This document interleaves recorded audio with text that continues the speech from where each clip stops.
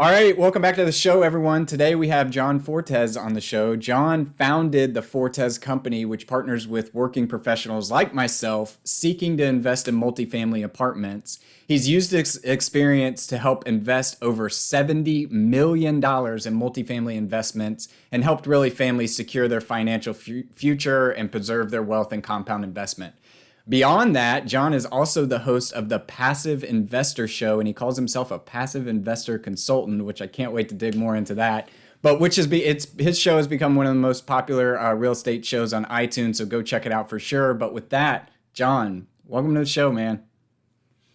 Thank you for having me, man. And anybody that's listening, please do yourself a favor and go give this man a 5-star rating. Please. It helps podcasters, and he's just trying to build it up like everybody else, and it really helps. I appreciate I you having me here. I appreciate that. I appreciate that. So, John, you might be newer to the show, so we like to start with the difficult questions here. What's your favorite ice cream? I am vanilla, but it's about the toppings. I That's like I like the toppings. So I like vanilla, and man, the toppings is anything candy related, right? So if it's gummies, Jimmy's is a it's Jimmy's to me, right? And there's only one set of Jimmy's, and it's chocolate Jimmy's. what? And the What are rainbow one, Jimmy's? What are Jimmy's? I've never even heard of that. Jimmy's is sprinkles. We call them Jimmy's up Okay. there. Okay. So the rainbow ones don't exist. It's chocolate or nothing. Yeah. Yeah. And so when you say from up there, you mean Georgia, right? Like the northern states. Well, I'm born and raised from south of Boston in a city called Brockton, Massachusetts. So, it's just I call soda, and other people call it pop, right? Yeah. So it's just certain things that I grew up calling things. Yep. Yep. A southerner getting a vocabulary lesson over here. So I appreciate that. So tell our listeners, what's the scoop? What do you do? Well, I syndicate big commercial apartment complexes, and when you come into the space, and if you understand syndication, what does that mean? It's basically a pooling of capital to JV an opportunity. What is a JV? A joint venture structure between a group of people, right? So you're pooling your capital, and you're going to buy this building as a business. So there's a vetting process that goes into it, making sure it's cash flowing, because we're never buying anything to one, develop, two, totally repurpose from zero income, like abandoned buildings or anything. We're buying existing buildings that are undermanaged, um, just need some maintenance, and consistently kick off cash flow. So that's what we focus on here, and we do that through one-to-one syndications, or we do that through creating a fund that allows us to go and take down a ton of opportunities all at once. That's awesome. That's awesome. So doing the big stuff, I'm assuming that's not where you started. So where did your real estate journey begin? Tell us about your first deal. Yeah, so I am a basketball referee, and how it happened was uh, when I started refereeing, I needed availability. So my availability became my biggest asset as I was exploring my career to go to a high level NCAA Division One. So to get there, being available, I need to figure out how to create some cash flow, because doing IT all the time, you might think you could be doing remote things, but you need to sometimes be present. So I started looking at it, started looking at the stock market, reviewing things, just trying to figure out money, right? How does money work? And growing up, it wasn't really told to me, or explained to me. So I went down this rabbit hole of understanding stocks, but I couldn't really grasp it because I couldn't control it completely. Then when I came across real estate and then understanding the cash flow, and now I'm seeing the benefits of cash flow coming back to me. Had I known I could participate in the beginning, I was a little naive or whatever it is, as far as participating just in syndications. I would have just did that till I got to a certain point, and then eventually just kept becoming a professional limited partner in certain opportunities consistent to multifamily, and maybe even had ventured out into other types of real estate, commercial real estate at that level. So I needed cash flow. So I learned real estate, purchased a single family home. In the middle of closing that, I said, me and my wife had a discussion. We said, let's scale this thing and see how we can go. We purchased some education in real estate and through Jake and Gino's community. Asked a ton of questions, learned really quick, and then next thing you know, I'm part of a 62 unit, then a 41 syndication, then a 528 unit syndication, and then 167 unit syndication. So it's just a lot of projects started coming my way as I started to scale my business. So yeah, I mean, I started with one single family home that we said eventually we're going to get to multifamily, and let's just go there now. I love how you went from one unit to education to like 800 units in a blink of an eye. Jake and Gino do a phenomenal job over there. And I went to the University of Tennessee over in Knoxville, where they're based out of. So I see a lot of people come through their community and a lot of people having success. So that's phenomenal to hear. I want to touch on the fact that you just mentioned stocks versus real estate. So you're the first person that I'm having a conversation with as the amazing short squeeze of 2021 is going on with GMC, GameStop, and AMC. Help us understand, like, what did you not like about the stock market that real estate gave you? Well, it was more, here's what the stock market taught me, right? So it taught me to bet on winners. And how do you bet on winners? You're betting on winning CEOs. So similar to when you're vetting a operator in multifamily, you're finding a proven operator that is already gone full cycle. They understand the market, they understand business plans, they understand how to communicate with their investors. So with the stock market, for instance, I'll use Coca-Cola, right? That's been the example I always give. Coca-Cola, if they hired a CEO that was, when he got hired, the people were like, oh my gosh, why they hire this guy or this lady or blah, blah, blah. And their track record isn't so good, their stock is going to plummet.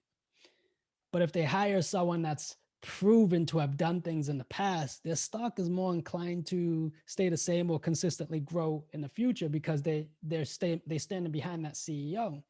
And that's kind of where that stock market game kind of really shifted for me for real estate, because it told me to pick winners, but also pick the people behind those winners. So when you dive closer into those things, but I didn't, to answer your question, I didn't like the fact that I couldn't get the cash flow to me, right? So how do I create the cash flow? I mean, it was through real estate really, or buying a business, and I wasn't too keen to starting a business at the time. Lo and behold, I started a business so that's the funny part of it. But with that said, is the stock market didn't provide me the cash flow that I wanted to receive on a consistent basis without having to get taxed on it by distribution. So real estate allowed me to shield some tax through cost segregations and depreciation deductions, which we'll dive into later. But I'll tell you right now, I can't claim it here in Massachusetts, bonus depreciation. So it's just stuff like That's that. tough. But yeah, that's kind of like my tug of war with that came from, where can I get cash flow, and where can I build something that is going to only snowball into more and more later on. And even though I did have some, 401ks and other things that I've migrated over into other accounts of such to invest personally into winning stocks, it just wasn't providing anything for me where I had to, where it was the process of the distribution where when I create a withdrawal, do I get hit with it tax wise? And Yeah, it was going to hit me. I think you just mentioned 2 points there, really around the cash flow. So even though stocks do offer some sort of dividend, usually you're looking in the range of 1, 2, 3%. Maybe you get a high yielding stock like 7 or 8%, but there's probably a reason why it's yielding so much, and that's because there's some risk associated with it. And the second thing you mentioned was really just hiring a good CEO and making sure that you've got a good operator. And I really like that point around multifamily specifically because, hey, if you are the syndicator in this situation, you're the operator. So you're betting on yourself, and that's probably one of the best investments you can ever make. And if you're an LP, you can still go out there and find good operators. One of the things that you didn't mention that I think I've heard you talk about, and I kind of agree with as well, is just overall what can be done to a real estate property to appreciate its value and what can be done to a stock to appreciate its value. And I'm assuming most of us don't have an army of Redditors behind our back ready to drive the stock forward. So, what is it that you really saw in real estate and the ability to kind of force appreciation there? Well, if I had a bunch of redditors behind me, I think that would be borderline. Uh, is that inside trader? Yeah, illegal. Right, so it's not like the conversation that's going on right now. Yeah, yeah. But with with real estate, I have my pick of the litter of, like I mentioned, ground up development, where I know I'm not going to see anything for a year or two, and then boom, big hit, and then whatever, right? But that's assuming that the exit is there and it's the right investment on a ground up development. But with the consistent of cash flow for me was appealing, right? So having the cash flow consistently while renovating certain things on a slow turn process, it's called the value add process, value add strategy. It was more appealing because I was like, okay, I can get this done. I can continue to see cash flow. I don't have to worry about dips of this, and it's pretty consistent. And then there's the core and the core plus. So the core is basically you really don't have to do much to it because it's a newer asset. You're not really renovating or anything, but it's kicking off probably, let's say, 8% returns or maybe 7% because it's a newer asset. You're betting on something newer, getting lower returns. But also, if there's a core plus where you're doing real light, maybe paint, carpeting, maybe floor cleanups or whatever you're doing, that's core plus as far as assets. So there's different levels to this where it's really distressed, ground up, uh, value add, core, and then core plus. Yeah, that's really good because when I first got into real estate, I thought it was all like townhomes, condos, and houses. And then everything else was just, I don't know, somebody else's big money, banks and things like that. And the more I get into it, dude, there's everything from multifamily to mobile home parks to self storage, from light rehab work to full on developments and everything in between. So you really do get to kind of pick your niche on what do you like, what's your risk tolerance, and where do you want to invest. But I want to switch gears. I've heard you talk about the 5 different ways that you can make money in real estate. And I kind of want to go over those. So, for our listeners out there, what are those 5 different ways? Yeah, that's a great one. It's my favorite thing to talk about. Keith Weinhorn stated it a long time ago, and I just kind of borrowed it from him because it really resonated with me. So a lot of credit goes to Keith Weinhorn. It's not something I created, but it's the 5 ways is appreciation. One, you buying and you get appreciation. Historically, it's 5 years. Historically, it's a 6% a year. I'm sorry, 6% a year. And then you got the cash flow. Basically, the cash flow is the rent income minus all expenses equals residual income. And then the tax benefits, consult with an attorney, but the tax benefits of this is the mortgage interest deduction, similar to your home, right? You probably get that because you understand it a little bit with your home if you own a home.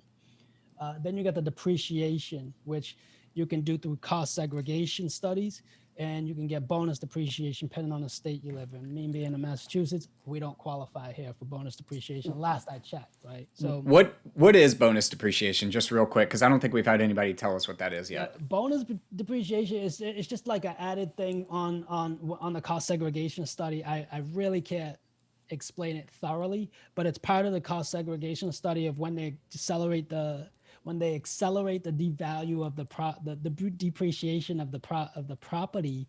What you're doing is you're taking something that lasts 5 years and you're taking it all in that 1 year. So eventually there's going to be too much where there is an added bonus where you can take a little bit more from it, but can't do that here. So I really didn't focus on it. And Yeah. if I moved out of state, I'm probably going to be really, mindful about that practice going forward. And then another thing that could be helpful and offsetting is the income generated from the asset.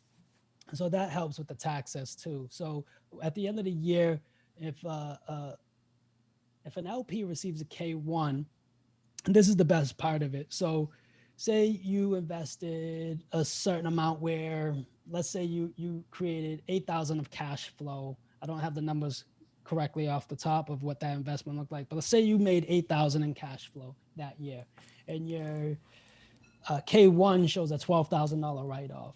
You get to write off that 8,000 of cash flow. That remaining 4,000 goes to next year. So that's the best part of it. So That's um, it. That's it yeah, right there, I think, is the fact that you can make cash flow and not pay taxes on that cash flow. So essentially, it's 100% gain in your pocket as opposed to having to pay taxes like you would a normal W 2 job. and don't forget you get to carry over that remaining to next year, right? Yep. So and if you what some people do, if they do a few syndications a year, they always have a ton of extra to carry over for the following year, right? So let's Yep. say you make one, two, or four investments a year, one per quarter. You get to carry a few, bonus depreciation thing, or K1 tax things over to the following year. So just keep that in mind when you're investing. And then you have the inflation hedge, which is basically my favorite. My favorite is, I believe, Matt, I don't know if you know my line is, I'm just trying to beat inflation 1% at a time. So the inflation hedge eats at the value of the power of your savings account if you don't use it, right? So if your money's in the bank at 1%, inflation's eating at it because inflation is about 2% inflation bump every year, right? So if I have a failing investment that nets me 3%, I basically beat inflation, right? If I got 2%, I stayed on par with inflation. All right, my money's still the same value of when I first invested it. But if I start losing to inflation, I might as well just put it in the bank, instead of investing it, because the value of my money is going to only depreciate because the bank ain't offering me enough to to make sense of keeping it there. So that's my favorite one in the inflation hedge, and that's the five rules. It's the appreciation, cash flow, loan pay down. Oh, I didn't mention the loan pay down. The loan pay down is when the tenants pay the monthly finance debt. So that's part of the five ways you're getting paid. So it's appreciation, cash flow, loan pay down, tax benefits, and inflation hedge. Yeah, I want to double down on that inflation hedge just real quick because 40% of the money in the US economy that has ever been produced has been produced in the past 12 months. And so when you look at it, the normal rate of inflation is about 2%, which means that the things that you buy today are going to cost you 2% more tomorrow. The group of peers that I run around with and friends that I have are all like, yeah, I'm getting 1% in a bank account or 0.5% on a bank account. So my money is growing, but they don't realize that you're going to have to pay more for things later. So I love that beat inflation 1% at a time because that's exactly it. You need to know that if you're not making 2% on your money, you're actually losing money in the long term. That's it, man. 2.5, just to be clear, right? Just to be Yeah. safe. Yeah, there you go. There you go. So I love that. And that really helped me understand why I got into real estate too. I still have a very large stock portfolio and not very large. I have a stock portfolio that I monitor and trade in from time to time. I say that real estate is a strategy, not the strategy. But that really helped me get why I invested more into real estate is kind of those five reasons right there. So if you've got someone that you're talking to or one of your friends and family that wanted to invest in your syndication and you talk through the five benefits, what are the kind of the three steps or the three ways they can start getting involved in real estate after that? One, I'll give the same advice of when I first went and I saw some financial counseling is build your foundation. And building your foundation is making sure your debt is paid. Whatever lingering debt you have, pay that off. Get that out of the way. Um, have a good chunk of savings account that you could keep off to the side that is okay with losing against inflation, but it's your emergency fund essentially, right? So if something goes wrong, you have something to hold on to or to help, I guess, weather the storm, right? And now, as you built your foundation, you've gotten your debt out of the way, you've upgraded your financial education, and now you have an emergency account or funds. Now that excess capital, start exploring what kind of investments make sense for you. Is it real estate? Is it stocks? Is it this? I don't ever tell anybody divest out of everything and go 100%. It works for some people, it's uncomfortable for others. Yep. You got to just understand what your risk tolerance is. And I'll give you an idea of that. When me and my wife were looking for our first investment property, I wanted to borrow something, which is buy you buy the asset, you rehab it, you rent it, you refinance, and you repeat. You just keep doing that over and over again. My risk tolerance at that time, even though I wanted that, was turnkey, and that's what we did. We bought a turnkey, and it just kind of solidified my tolerance as an investor, saying what's a safer bet for me. So and it's basically the just cash flowing asset. Just get me something cash flowing where I don't have to go and monitor the rehab, the reposition, the rent, and then the refinance. Not saying I can't do that. I just didn't want to do that because my investment property is states away. I don't have any in Massachusetts. I only have my primary residence. I have all my investment assets are out of state. I know I could manage that type of, I guess, project management from afar. I just didn't want to. I didn't want to Yeah. add the added, I guess, job that came with that. So understand where you want to invest comfortably, and also just be diversified. So if Let you me ask are, you, my first investment was a turnkey as well. Would you recommend that so people can kind of understand the process of how real estate works and all of that? Or was that a good move for you? Or what are your general thoughts there?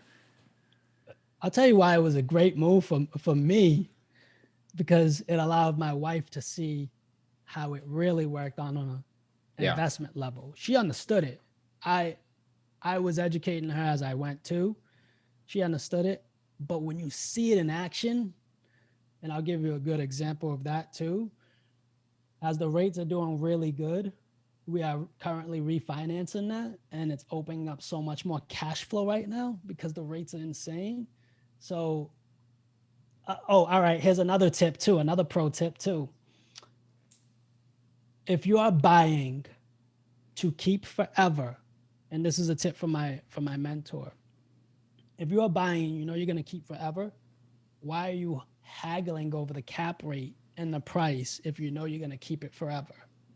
Because the buy today and the, I guess, the long term vision of it outweighs what are you trying to haggle over today. That's So I'm right. not saying I don't negotiate or anything. I want to. It's kind of, it's too fun not to negotiate. I love negotiating, but I don't. I come to a point where, like, all right, you know, I don't need to whip them up on anything. I just try to come to a happy medium of fair value. If they feel like it's fair and I feel like it's fair, we move on. I'm not going to sit there and bring it to the lowest number I can possibly be because it's a game, right? It's not a game. It's just I do want some value because I do like winning on the buy, meaning I like when the house is I like when the house is appraised for more than what I bought it for. So if I can Yeah. get that, that's a win. And it's a good strategy to learn, like you said. But if you have the tolerance and you want to go all in and do other things, you know, do it with baby steps. Yeah, I want to touch on two things from that. One is I have this philosophy in my professional life. I'm a leader inside of a complex organization. And I always say for you to win, everybody has to win. And nickeling and diming at the very last $100 or $50 for you to win everything only puts a sour taste in that person's mouth. And look, maybe there's 7 people on this earth. Maybe you never see them again. Maybe you never work with them again. But I do know that there's a good chance the world is very small, even in real estate, how large it is. The world is very small. There's only very few people. I would rather that person walk away thinking that they at least got something from me if it works for me. So I love negotiating too, but at the end of the day, I just want everybody to win. And if everybody wins, we all win. The Yeah. second thing is, I mean, dude, to your point, rates are so low right now. I've seen things like, let's get creative on, okay, if you're not going to come down on price anymore, can you come up on price and let me roll in the closing cost into my loan and pay that? Because at the end of the day, that's like another couple dollars on the rent or whatever, on your mortgage or whatever. So there are different ways to kind of get creative in the negotiation phase, and it's not about the bottom dollar, I think. So Absolutely. One more thing that I learned was at the rates that they were when I bought that at, is not that I was haggling, but I was asking questions, and this is what came to light of that, asking those questions. If I got it down to X amount of dollars, which was probably, let's say, 5,000 less than what the asking price was, they were like, John, just consider this. Every time you go down $1,000, it's about $10 on the monthly bill. So right. that's all you're negotiating. I'm like, oh, all right. So it's just a Yeah. difference of $10. I don't know if that still holds true as rates go up and down, but at that time, that's what it was. And that's kind of like how I look at it too. Like, is it worth the $10? And maybe it is, maybe it isn't. Yep. So have you renegotiated the rate on that property? Have you refinanced Yeah, it? yeah, I'm doing it Yeah. right now. Yeah. It's So crazy yeah, rates. it's opening it up. That's why I said it's opening it up the cash flow. Oh gosh. Yeah. Yeah. Are you taking any money out of that too? Because I'm sure it's appreciated in Florida. Nope, nope. Uh, We're not taking anything out. We're just doing a rate swap, yeah. and Nice. that's it. Nice. Any years or anything? Just straight rates. No, because it's a long term, so Yeah. just keep it at 30 and refresh it, and it doesn't matter. Yeah. Yeah. And roll in all the like you said, rolling all the Yeah. closing costs Closing into it. costs. So it's Yeah. no cash out, nothing. Yep. Yep. So you've got somebody that wants to get into real estate. I know one of the things that you talked about was building confidence. So getting that confidence, and you yourself went through some financial education through Jake and Gino. How would you recommend people go build their confidence in real estate to make sure that they are at the risk level that they want to be at? Yeah, that's one of my like core competencies, where you have to build confidence into anything before you actually do it. And the confidence is what gets you to do it over and over and over again, right? So the investor confidence is basically understanding the concepts of real estate. And how I did that was I learned through my house. As me and my wife identified our house, we bought a foreclosed home and we've renovated and fixed it, and saw the appreciation. Just, oh my gosh, it's Yeah. insane what it's done over the years. um, and we didn't buy it in 2013 or after '08, after the crash. We bought ours. um, no, we did in 2011. I'm sorry. So yeah, we didn't buy it after '08, but like a couple years after, I mean, we got a good value for it, and it's been insane. What a ride it's been so far, right? So that's our primary home. But understanding the concepts of real estate, if that's the and this works with anything that you're going to invest in. Understand the concepts of anything you're going to go in. You're going to study Warren Buffett and then be the next stock genius. Study exactly how he went through it. And that's what you got to understand the basics and the fundamentals. So you can't play basketball without dribbling. You can't, if you don't know how to pivot, you'll travel all over the court, right? So investors usually understand real estate better than they do the stock market, because it's something that they deal with daily in their personal home. Unless that's your job, right? Unless the stock market is your job, you'll understand both. So you'll understand the how appreciation works, how cash out refinances, when's the right time to do a rate swap. You'll understand all of those things. Investors love the psycho resiliency, a fancy way of saying the fast how fast the market bounces back from any economic impact. So usually when we're dealing with any, I guess I don't want to say depression, but any dip in the market, real estate bounces back quicker. And '08 is the prime example of that. So and real estate was the prime factor of that in '08, right? Because of all the mortgages and stuff like that. So, and it bounced back strong, and it came back still going, even through the COVID pandemic. And then Yeah. another rule, yeah. Yeah, I mean, it's just been Crazy. Yeah. Yeah, I know from a confidence standpoint, one of the things that I tell a lot of people as you're getting involved in real estate is just go run deals. Like, first and foremost, get educated. There's some great social media out there. Hopefully, if people are listening to this, that we can provide that. But there's also YouTube. You've got your own podcast. There's books out there, Bigger Pockets, everything like that. Understand the basics of cash flow. So, income minus expenses, right? How do you get debt? What do they need for loans and things like that? And then go run 100 deals. No one can tell me that if they've done something 100 times that they're worse at it than when they first started, just like dribbling a basketball or something like that. So confidence is key, and confidence really is self preparation, I think, which is kind of your second point around prepare and explore. Like, how, if somebody's got like a general knowledge on real estate now, how do they prepare and explore? Yeah, absolutely, absolutely. Preparing is just build your own criteria. When you're driving around, figure out what kind of buildings you like, what kind of properties you like.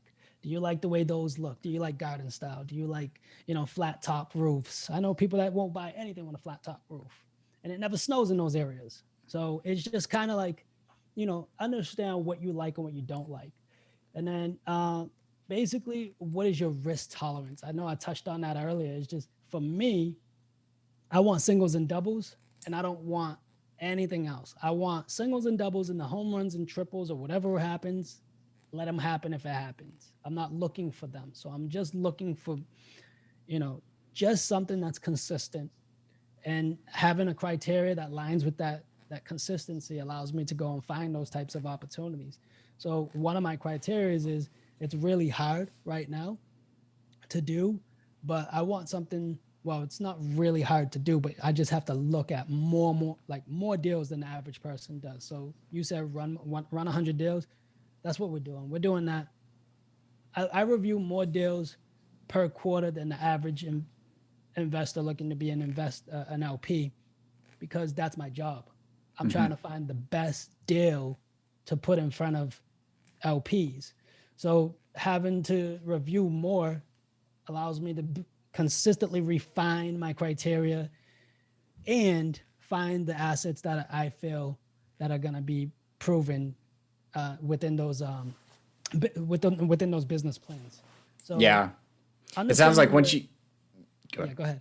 Well, it sounds like once you have the confidence of really understanding what you're looking for, then you're kind of signaling and zoning in on your specific criteria, like you said, flat top or garden style or Yeah. big rise in these specific areas, and you're getting really, really crystal clear on what's a good deal, where do I want to look. And then from there, I think you talk a little bit about like networking and going out there. How have you done that in the past, and how have you been successful? Oh man. So I've reached out to so many sponsors that I have relationships with, a good amount of people that I understand their business plans. I understand their underwriting criteria. I understand how they look at assets. I understand how they come across them. So we have so many conversations that allow me to basically know their business plan in and out like they do, because I ask too many questions, almost like, um, because I'm genuinely interested in what they're doing. What are you looking for there? Has anything like stood out specifically? Yeah, I mean, right now the talk of the rage is the, who is raising extra capital to provide the prefs? Because if you're looking at a value add opportunity, year one and two is going to be the value add strategy, right? So they're going to be turning units over from year one and two. So if you put investment property opportunity in front of me and it's like 6% year one, 6.5 to 7 year two, and then we're back at 8 from year three to 8 to 9s from year three to the rest of the holding period, we get to those numbers. That's genuinely a value add strategy where it's low when you're buying it for the first couple of years, but you're getting those cash flows on the 6%, 5%, whatever it is, but you're building it up to where it needs to be. That's straight value add. That's the strategy. That's the process. But there are sponsors out there in their underwriting that they're over raising to be able to provide the 8 pref day one from the value add strategy. Don't call it a value add strategy if that's the point, right? So I'm looking at who's doing little. Maybe it's maybe they're just being creative and they just want to it just hides the operations.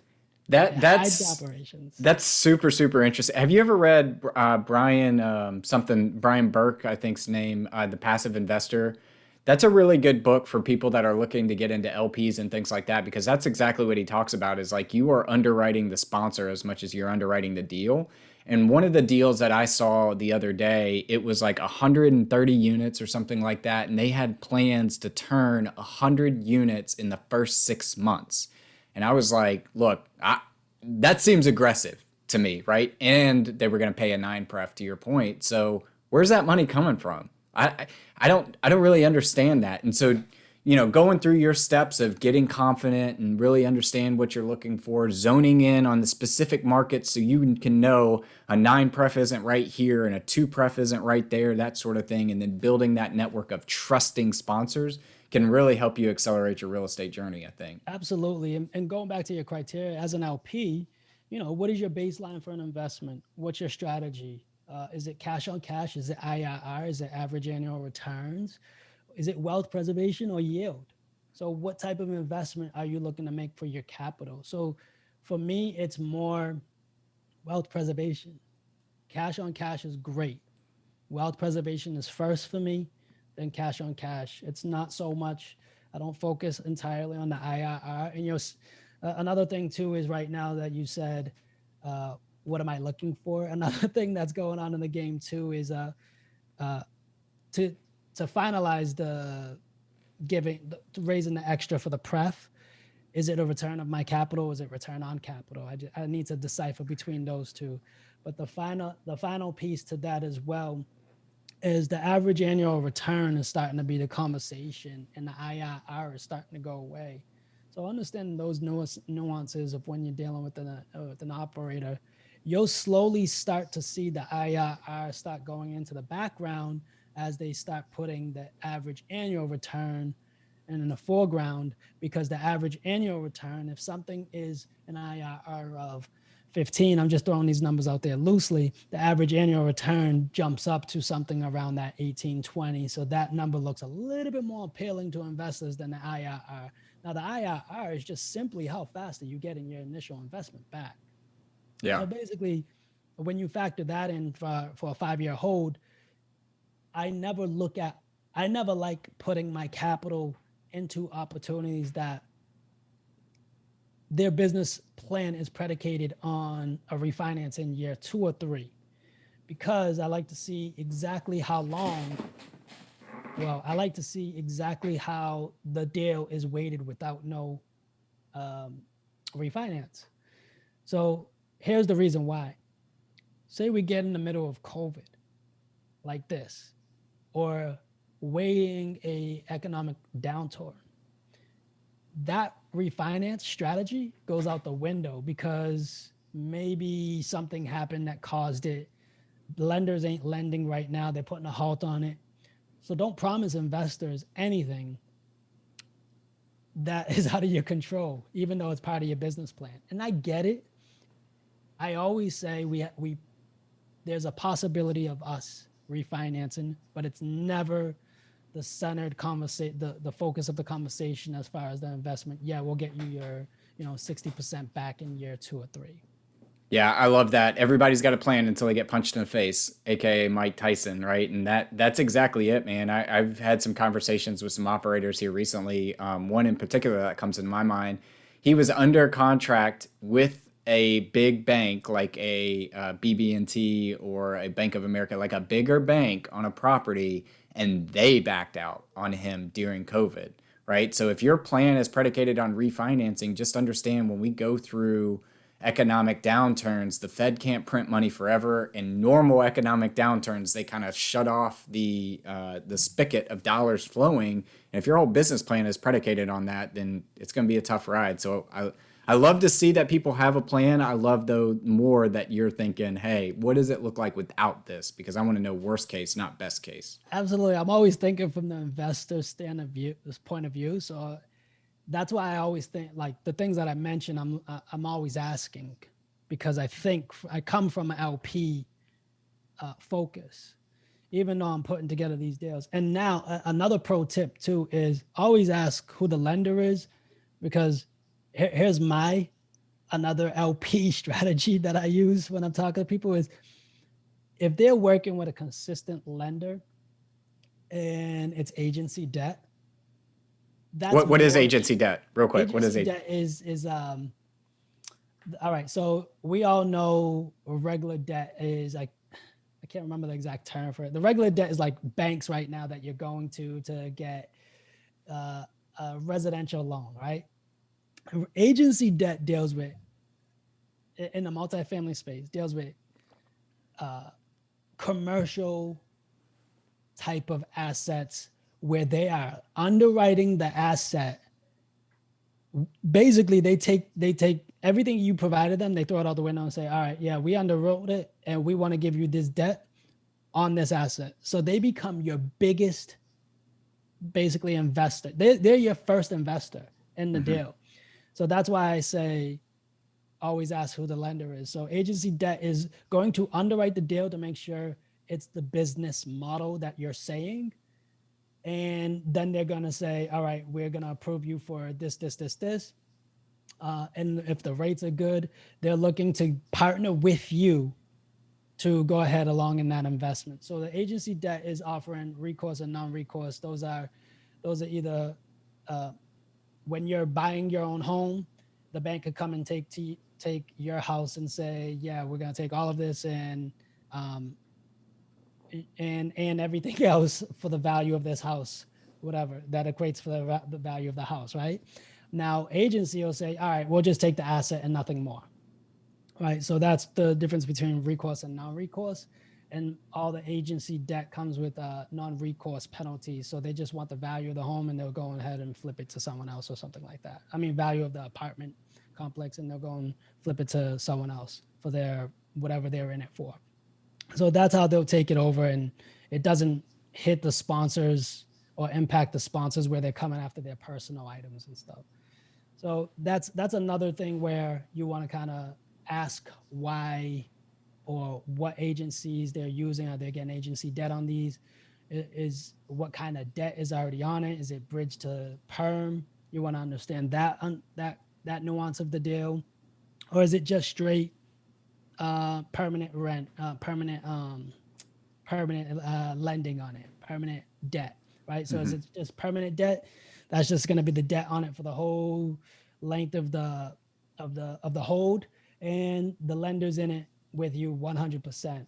Is it bridge to debt where the business plan is we're going to, you know, hopefully we're going to refinance out of this in year 3 because the business plan is, which is not bad, it's not bad, it's just all predicated off the business plan, is it, Yep. you know? So just understand that the lender is the biggest investor and the first investor before the deal is even brought to you. Yep. Yep. So underwrite the lender as much as the deal and as much as the sponsor. So I want to switch into the last little segment of the show here. It's the 5 same questions that we ask everyone. My first one is, what's your favorite book, or what is a book that you're reading right now that kind of, or have read lately, that's impacted you?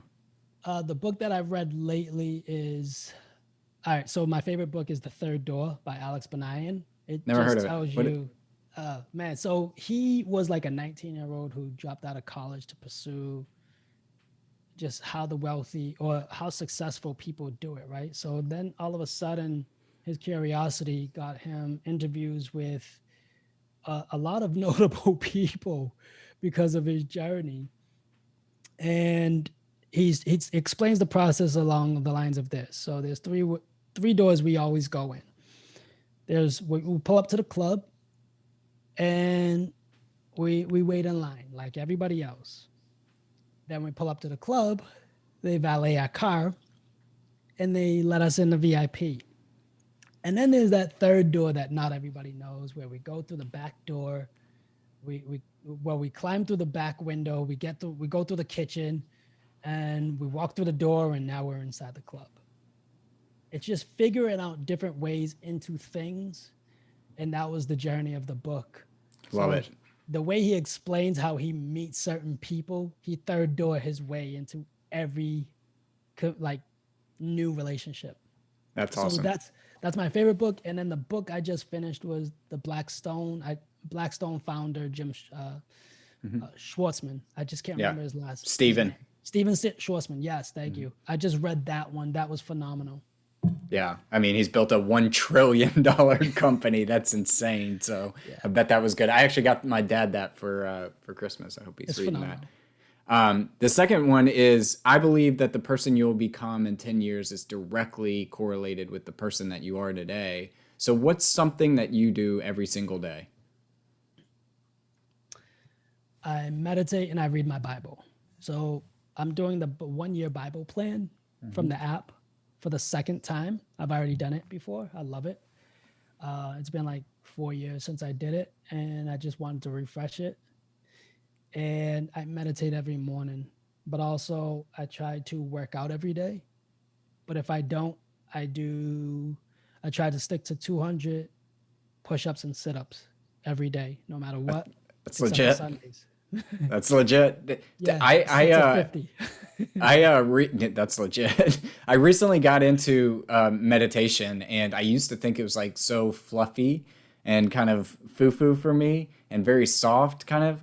And it's a game changer. I mean, to sit there for 5 to 10 minutes and actually think about one thing, or better yet, nothing, is really, really hard. And I would encourage people that are listening to the show to take 5 minutes in the morning and just count your breaths and notice if you do that repeatedly how much clearer you think, how much energized you are. It's game changing.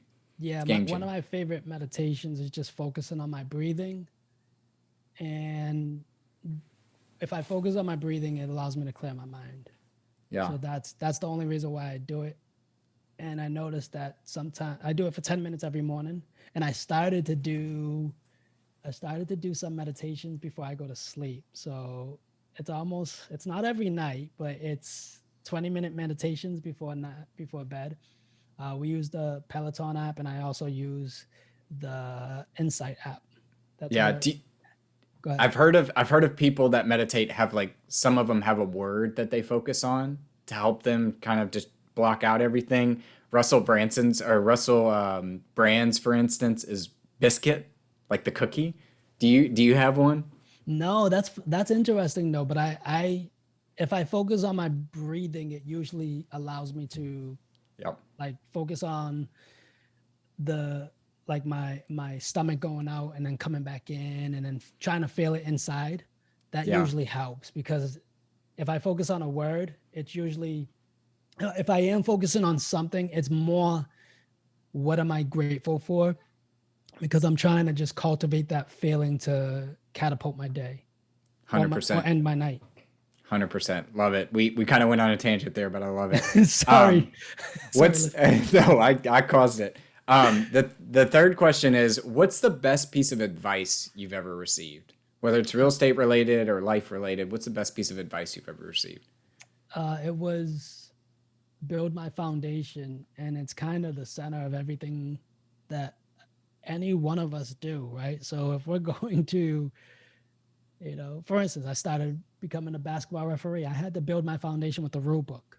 I had to have a good understanding of the rules. So build your foundation and keep building off of that. When you're investing, it's, build your foundation. What's that look like for you and your journey? Building your criteria, build a foundational criteria, build everything foundation, have a foundation for everything you do, because that's where it starts. And it's going to be either the reason why it succeeds or the reason why it failed. I love it. I love it. Our fourth one is, what's the thing that you're most proud of in your life? My family, my kids, and my wife. How many kids do you have? Two, Yeah. CJ and How old are they?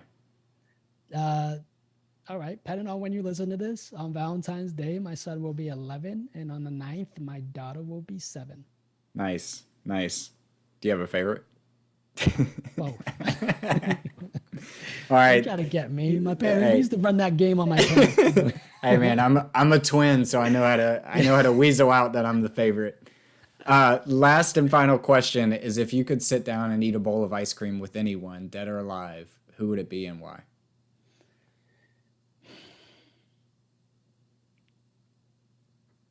Man, it's either I'll take Bible characters out of this because I'm always trying to. If it's just people in my life, it's probably my grandfather I never met. If it's someone notable, um, uh, I don't know, probably just learn more about someone that I was interested in high school, maybe Biggie Smalls, just know more about him and what he would have done if he was continuing to go. East Coast. Um, and then if it's just kind of someone from the Bible, it's either, I mean, who doesn't want to talk to Jesus? But if there was someone else after that, it would be Solomon, because he wrote Book of Proverbs, if I remember correctly, and being able to write that is just basically made me basically I want to write things. This is what I practice on my social media. I want to write things to my kids and leave them almost like the rules of life to them, and that's what I feel like he did in the Book of Privates. Bro, that is a emotional ending right there. I love it all. From calling out the best rapper of all time, Biggie Smalls, to Solomon, Man, to leaving a legacy to your kids. That's awesome. John, where can people find out more about you if they wanted to reach out? Matt, thank you for having me, Matt. I really had a great time. Thank you. These questions are awesome, and also your insights were even more awesome. So thank you for having me. You can follow me at, I'm pretty much all over social media, but also if you want to go and check out what I'm doing, go to johnfortes.com, and that's Fortes, johnfortes.com. And that's basically tells you exactly what I'm doing with multifamily to anything on the podcast. You can find the Passive Investor Show on iTunes, and I'm grateful if you tune in. Yeah, awesome. Well, John, appreciate the time. We're gonna have to have you on back on with vanilla ice cream and tons of toppings because toppings make the ice cream. Toppings, Uh, man. there you go. There you go. I appreciate Oh, it. but if it's not just a flavor, it's definitely I'm getting a hot fudge sundae. There you go. There you go. All right, man. I appreciate it. I appreciate you. Thank you for having me.